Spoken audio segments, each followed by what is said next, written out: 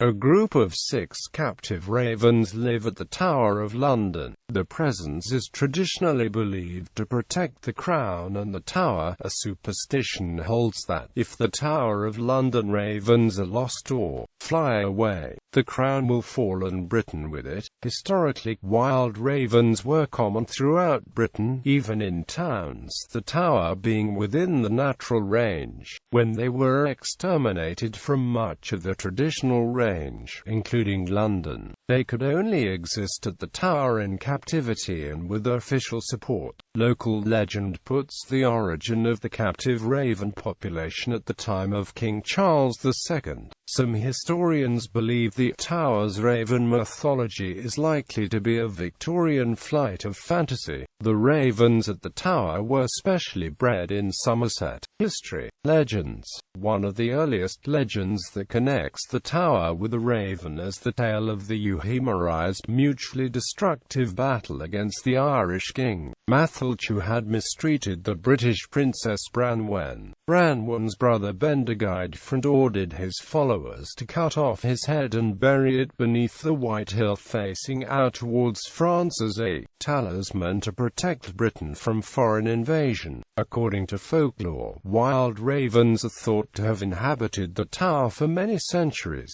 supposedly first attracted there by the smell of the corpses of the executed enemies of the crown. Allegedly, at the execution of Anne Boleyn in 1535, even the ravens of the tower sat silent and immovable on the battlements and gazed eerily at the strange scene.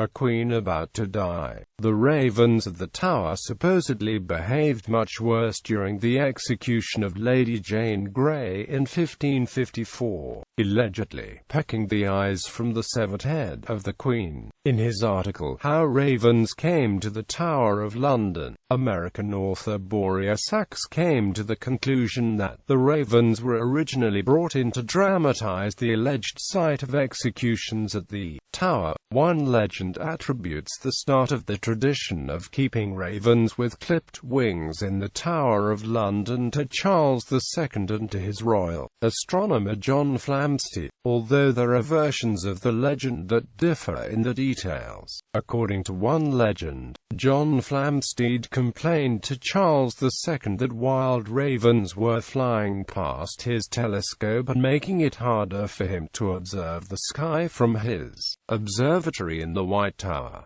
Flamsteed requested that the birds be removed, but Charles II refused to comply with this request. Another variation of this legend says that it was Charles II himself who disliked the wild ravens' droppings falling onto the telescope. The conversation with his astronomer that supposedly followed decided the fate not only of the ravens but also of Greenwich, where the Greenwich Observatory was commissioned by the king in 1675. In this version of the legend the king complained, "These ravens must go," he said. "But, sire, it is very unlucky to kill a raven," replied Flamsteed. "If you do that, the tower will fall and you will lose your kingdom, having only just got it back." Charles, being a pragmatist, thought for a moment and said, "The observatory must go to Greenwich and the ravens can stay in the tower." Yet another legend attributes the appearance of ravens in the tower to the Great Fire of London in 1666. Wild ravens, as well as pigs and kites, were the biggest scavengers in medieval London. Allegedly, after the fire, survivors started persecuting ravens for scavenging, but Flamsteed explained to Charles II that killing all ravens would be a bad omen, and that the kingdom would not outlive the last killed raven. Charles II then ordered 6 birds to be kept at the tower. Wild ravens in London. Wild ravens are native to Britain, although in recent times breeding populations are mostly restricted to the wilder western, upland areas of the British Isles. It is quite likely that ravens lived in and around the tower centuries ago, because until the 16th century, ravens lived in close proximity to people as well as in wild areas. They were welcomed in towns because the scavenging habits of feeding helped keep the streets clean. However, in later years wild ravens were viewed as a threat to livestock, and during the 19th century they were eliminated in many areas by systematic hunting and shooting. The last time ravens nested in the wild in London was in Hyde Park in 1826, but the Royal Society for the Protection of Birds reported in 2004 that ravens had been observed nesting in the home counties around London, as close as 30 miles from the Tower. Investigating the history after examining the official website of the Tower and various guidebooks, which all attributed the beginning of the tradition of the Tower's captive ravens to the time of Charles II, author Boreas Sachs attempted to find some historical confirmation of this. He was however unable to find any records that would support the ancient origin of captive ravens at the Tower. The first two depictions of ravens in the Tower of London both date from the year 1883. One is in a special edition of the newspaper The Pictorial World, and the other is from the children's book London Town, written by Felix Lee and illustrated by Thomas Crane and Elizabeth Houghton. Sachs found the one early mention of importation of captive ravens in the 1918 book The Tower from Within by George Younghusband. Younghusband stated that the ravens were provided by the 4th Earl of Dunraven. The 2nd Earl of Dunraven had been a patron of the Druidic scholar, poet, and forger Ilo Morgan Oog, who convinced the family that their castle in Glamorgan had been the original residence of the raven god Bran, actually an early king. The earls may have thought of the ravens as avatars of Bran, and wished to assert a spiritual claim over the Tower. Jeff Parnell, the official Tower of London historian and a member of the Royal Armouries staff, also believes that the allegedly ancient history of captive ravens at the Tower is just a legend that was created during the Victorian era, and during Parnell's research, despite the superstition that the crown depends on the continued presence of the ravens, has found the blunt statement in the records, "There are none left," and yet the monarchy and the Tower have more or less survived. This alludes to a period right before the reopening of the Tower after World War II, when the only surviving ravens, the mated pair Mabel and Grip, disappeared from the Tower, perhaps eloping to a nearby wood. The story of their escape appeared in several local American papers. Dr. Parnell also believes that the first captive ravens may have been introduced to the Tower as pets of the star. After The Raven, the famous narrative poem by American writer Edgar Allan Poe was first published in January 1845. The Western world became fascinated with the birds. World War II. During World War II, only one raven was able to survive the hardships of the bombing during the Blitz, so the Prime Minister, Sir Winston Churchill, ordered more ravens to be brought in order to bring the flock up to the correct size. The Tower ravens are enlisted as soldiers of the kingdom, and were issued attestation cards in the same way as soldiers and police. As is the case with soldiers, the ravens can be dismissed for unsatisfactory conduct. The first reference to an early version of the legend that Britain will fall if the ravens leave the Tower comes from July 1944, when ravens were being used as unofficial spotters for enemy bombs and planes during the Blitz. Recent events. Today the Tower's ravens are one of the attractions for tourists visiting the City of London. Vladimir Putin, the President of Russia, is reported to have been impressed by the bird's verbal skills. One of the ravens greeted each person in his entourage with a "good morning."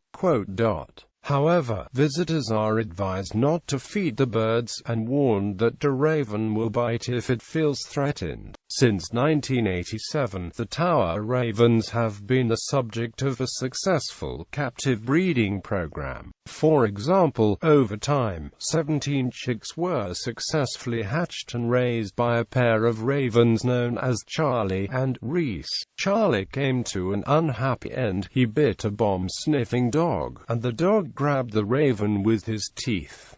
This dog bite killed the bird. During the global spread of H5N1 virus in 2006, the ravens at the tower were taken inside and lived in custom-built aviaries. A report released in 2005 disclosed that to protect the tower ravens from bird diseases and food competition from wild crows, the crows were being shot.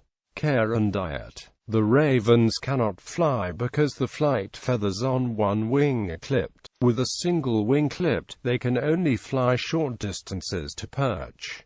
Otherwise, as Boria Sachs writes, tongue-in-cheek, the ravens are now treated almost like royalty.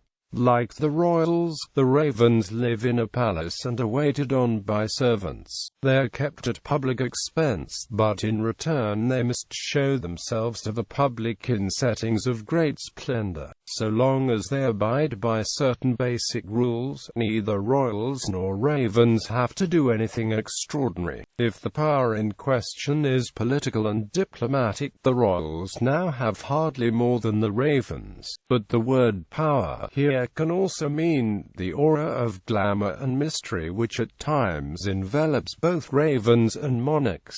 Each tower raven has a different colored band on one leg, to make it easier to identify individual birds. Ravens in captivity in the tower grounds have had lifespans of over 40 years. The tower's ravens are given individual names, and are all under the care of the yeoman warders. The diet of the ravens is carefully maintained. It includes fresh fruit, cheese and fresh meat, as well as vitamins and other supplements. In 2007, the Ravensmaster Derek Hoyle commented, "I buy fresh meat from Smithfield, liver, lamb, beef, chicken, and occasionally when I'm at my own place in Suffolk someone will give me some rabbit that's been killed. If I see roadkill on the road, and it's not been too badly mangled, I normally put it in a black bag and bring it back here. I give them biscuits as well, soaked in blood from the meat that I buy.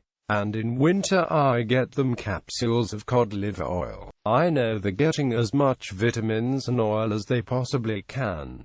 That's why they look so healthy." Quote. He also says, every day they've all had at least 8 ounces of meat. Every other day they'll get a boiled egg and I'll give them chopped apple, grapes. They love cheese, by the way. Raven stories. Most Londoners are fond of the ravens, but sometimes an individual bird will fall out of favor because of inappropriate behavior. For example, Raven George lost his appointment to the Crown, and was retired to Wales for attacking and destroying TV aerials. A special decree was issued about the incident. On Saturday the 13th of September 1986, Raven George, enlisted 1975, was posted to the Welsh Mountain Zoo. Conduct unsatisfactory. Service therefore no longer required. In 1996, 2 more ravens fell out of favor and were dismissed from the tower for conduct unbecoming tower residents. Despite having the flight feathers clipped on one wing, sometimes the tower ravens desert their duties. In 1981, Grog the raven decided to leave the surroundings of the tower for those of a pub, after 21 years of faithful service to the Crown. In contrast, a raven named Mabel was kidnapped from the tower soon after World War II, a mystery that has never been solved. Another story concerns the 2 ravens named James Crow and Edgar Soper.